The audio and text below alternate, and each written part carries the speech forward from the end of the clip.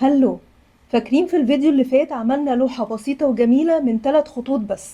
طب تفتكروا لو شلنا القلم من الحسبة هقدر اعمل لوحة فنية من الورق بس؟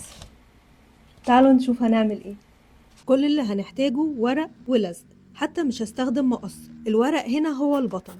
هختار اغمق ورقة وهخليها هي الخلفية، واللون الافتح هعمل بيه شكل جبال زي المرة اللي فاتت، وهقطعها بايدي بشكل عشوائي جدا.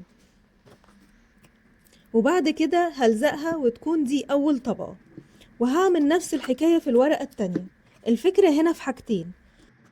أولا، أكتر حاجة بحبها في الكرافت إن من شوية ورق ممكن أخلق بيهم فن جميل.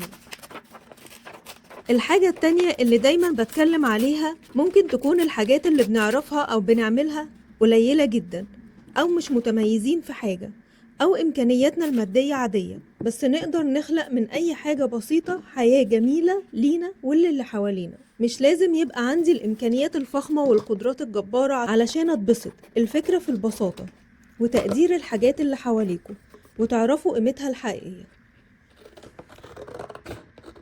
في الاخر خالص استخدمت القلم الابيض ده بس علشان اعمل القمر، بس ممكن تعملوه بالورق برضو عادي جدا، وتقدروا تنفذوا الفكرة دي بالوان كتير زي الاحمر والاورنج والاصفر، او الاخضر والاصفر والابيض، برضو هيدوا نتيجة جميلة جدا.